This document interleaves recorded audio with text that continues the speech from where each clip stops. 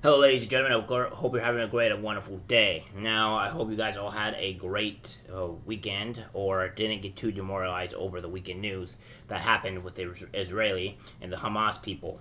Now, you're not going to catch me defending Hamas all that much, if any at all. They have been shown to hate Israelis a lot, and also including Americans. And the things that they have done that has been absolutely abhorrent due to the mere fact that Israelis have, not the Israelis, but the Hamas people have gone and kidnapped and killed and executed people for some god apparent reason because, that's the perfect thing to do. So, these monsters, these horrible people, are doing things atrocious. Now, you won't be catching me really on the side of who is in the right and who is in the wrong in the terms of their own ideas against each other. I don't know. I don't care about that. All I do know is that I care about what is going to happen, what the aggressor did, and the aggressor did atrocious things that should not have been a thing to begin with. And now I'm hoping Israelis does put the hammer down, because at this point, if they come in and do that stuff to you and all that, then the hammer shall be thrown, and the hammer shall be thrown strong and fast. So that's my opinion on it. That's all you're going to get from me. So we have this here. Iran helped plot attack on Israel over several weeks, Hamas officials tell Wall Street Journal. And we have Nikki Haley. Actually, unfortunately, I'm going to have to agree with her, even though you not like her much as a person or a politician. But she says some very strong points here onto kind of like what the money Biden has sent here. We're going to talk about this as well, where the Biden administration to restore 235 million U.S. aid to Palestinians. U.S. President Joe Biden's administration plans to provide $235 million of aid to Palestinians, restoring part of the resistance cut by Donald Trump. The two third rolls will go to the UN's Agency of Palestinian Refugees, UNRWA, which has suffered a financial crisis since it lost $360 million of U.S. funding in 2018. So, it also goes on to say, Mr. Biden wants to restore credible engagement by the Palestinians in long-stalled peace talks with Israel. So, this is what obviously the Biden administration has done, and I think Nikki Haley is going to go over this. Take a look. Fungible. So Iran may have known this money is coming and used other funds to help fund this attack that happened. Iran has unfortunately always used and focused its funds on supporting terrorism, on supporting groups like Hamas. And it's done that when there have been sanctions, it's done that when there haven't been sanctions, and it's always prioritized that. And again, I come back to the proposition that these funds have always been, under the law, available to Iran to use for humanitarian purposes. I actually think it was irresponsible for Secretary Blinken to say that the $6 billion doesn't weigh in here. I mean, let's be honest with the American people and understand that Hamas knows and Iran knows they're moving money around as we speak because they know $6 billion is going to be released. That's the reality.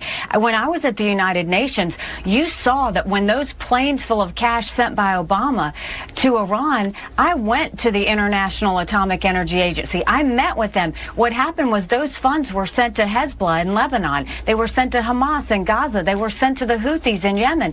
They go and spread terrorism every time they get a dollar. It doesn't go to the Iranian people. It does go to terrorist attacks. And Secretary Blinken's just wrong to imply that this money is not being moved around as we speak and yet, to Ambassador, hurt those that love freedom. And yet, Ambassador, there's just no proof of that yet. This is just the hours after that immediate attack. Is it irresponsible to level that charge when you really don't have any evidence of that at this point in time? The evidence is, look at what the Iranian people have done to freedom-loving people around the world. Look at what the Iranian people, the Iranian regime has done to threaten Israel over the years. To think that they're not moving money around is irresponsible to say that to the American people. They are moving money around to threaten those they hate. They hate Israel. They hate America. They are going to continue to use this. It was wrong to release the $6 billion, but let me tell you what else was wrong. It was wrong to go and have that debacle in Afghanistan. It was wrong to waive sanctions on Iran that gave them even more money. Money has been flowing to Iran, and that is the problem, because when Iran gets money, they use it for hate. And Ambassador Haley, just to be clear again, the Secretary of State said categorically they And here I must say that I do not disagree with Nikki Haley here. This is something that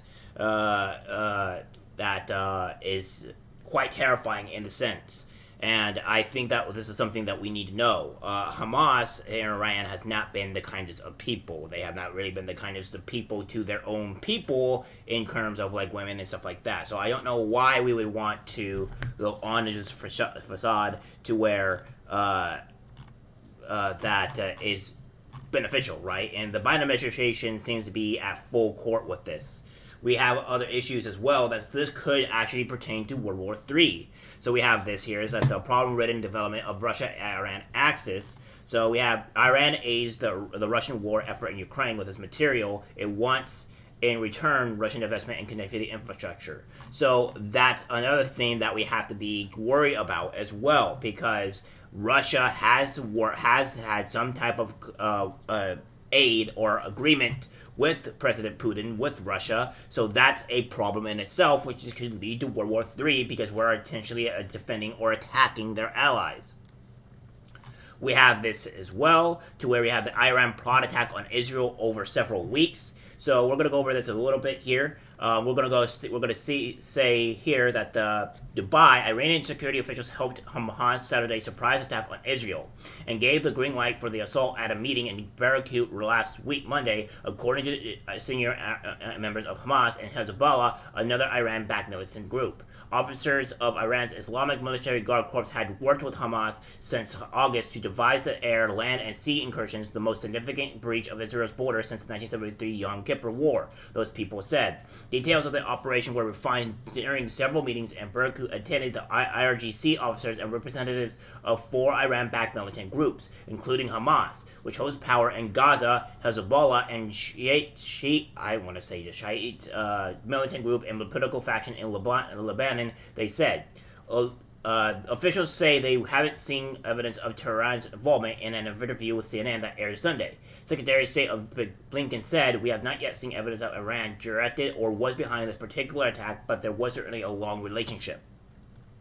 We don't have any information at this time to corroborate this account," said a U.S. official meetings.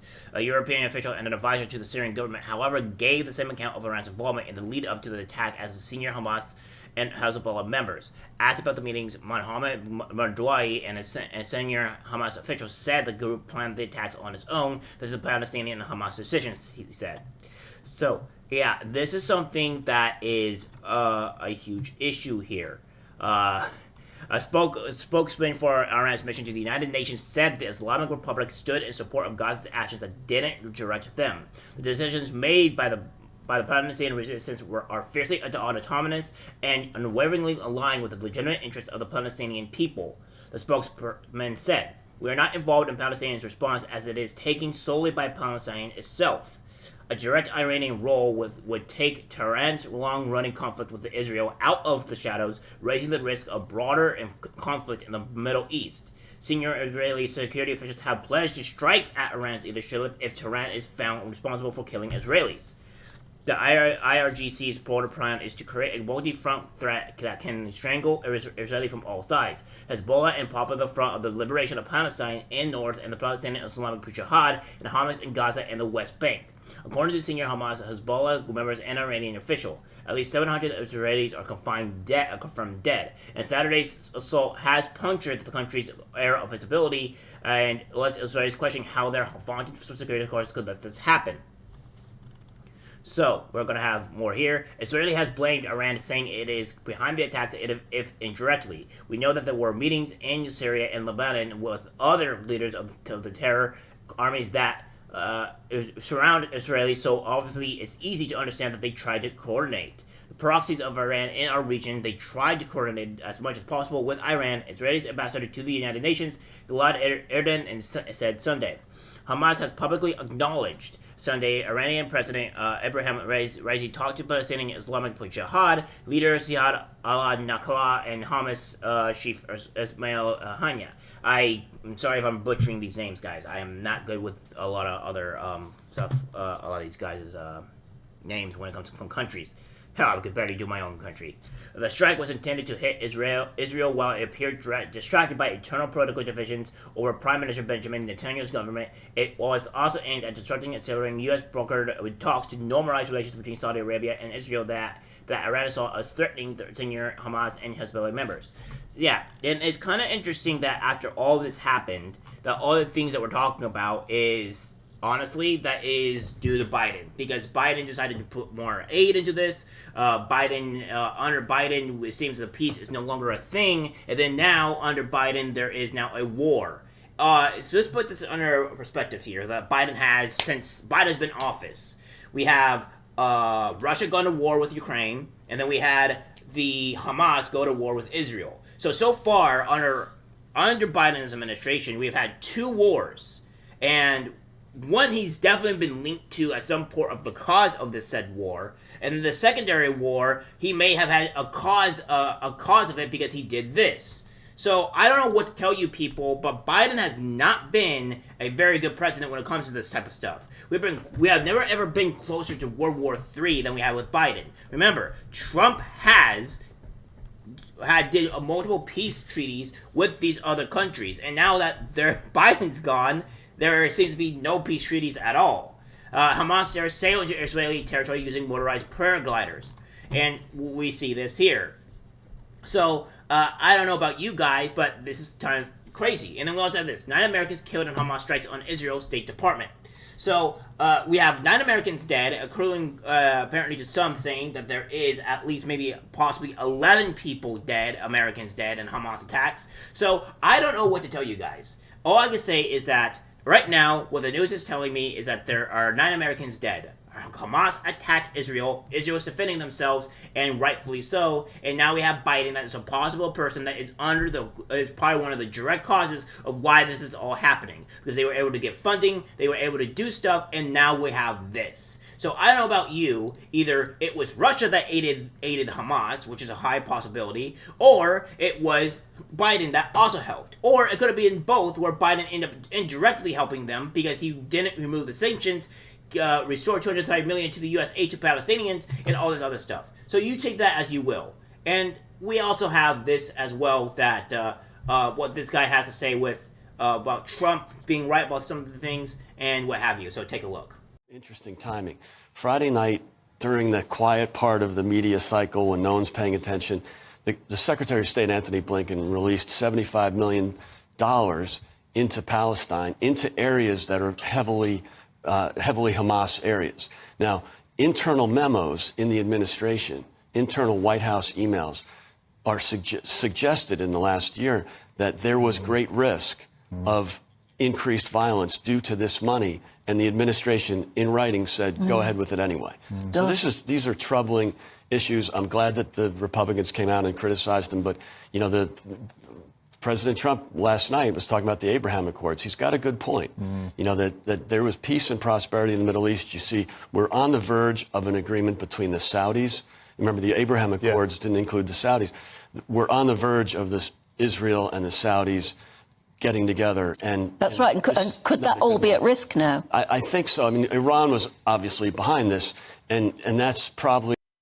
Yeah, it seems that Biden has honestly caused a war on Israel without him really doing anything. It's amazing on how people want to keep on defending this man, even though that this man has caused possibly more wars than anything else that we've had seen so far. He is probably the only president that's been in office that's created more, that has been as closer to us to World War III than anybody else in the past, I don't know, bloody decade. And this is something we have to realize here.